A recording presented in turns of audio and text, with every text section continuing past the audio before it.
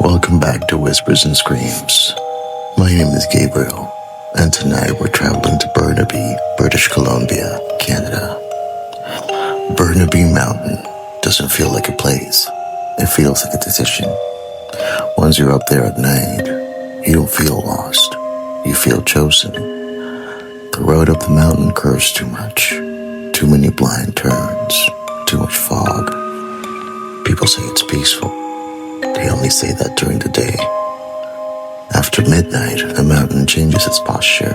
The wind doesn't move through the trees. It presses, like something leaning closer to listen. Simon Fraser University sits up top, concrete and glass, built like a fortress. Brutalist, unapologetic. Like whoever designed it was more concerned with containment than comfort. And that's fitting, because this land has always been about containment. Before the campus existed, there were institutions here, facilities meant to isolate, to hold people away from the rest of the city. People whose names were written down and then quietly erased. Records were lost, files misplaced, but the ground remembers. Saywell Hall was built directly over one of those sites. They don't put that on brochures. Security logs from the 1980s onward document the same complaint. Different colors, different decades, same words. They're screaming, not yelling, not arguing, screaming. It usually starts around 2:17 a.m. Not exactly, but close enough that guards stopped ignoring the pattern. The scream doesn't echo. That's the first thing that makes it wrong. Large buildings echo. Concrete amplifies sound. But this scream doesn't travel. It stays close, as if it's being screamed directly into your nervous system. When security enters Saywell Hall, the sound stops. Immediately. Not fading. Not cutting off mid-scream. Just gone. As if it was never meant for the hallway. As if it was never meant for whoever heard it. Guards describe the silence afterward as thick, not quiet. Thick, like breathing through fabric. Cleaning staff working overnight shifts report something worse.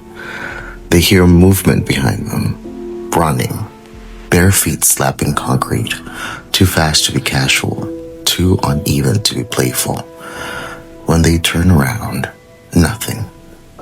But when they face forward again, the sound continues, ahead of them, leading them deeper into the building. One cleaner followed it once. She said the footsteps stopped outside a locked classroom. She unlocked the door. Inside, all the chairs were stacked, neatly, facing the wall, as if someone didn't want to be watched. She quit the same night. Students who say that they stayed late report crying, always from stairwells, always from below, always from levels that don't match the building's map. Quiet crying, controlled, like someone who's learned that being loud makes it worse. People describe an urge to go toward it, not curiosity, responsibility.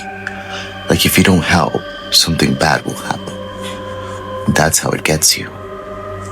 One student followed the crying down the 3 flights of stairs. At the bottom, the stairwell continued, but there was no door, just darkness.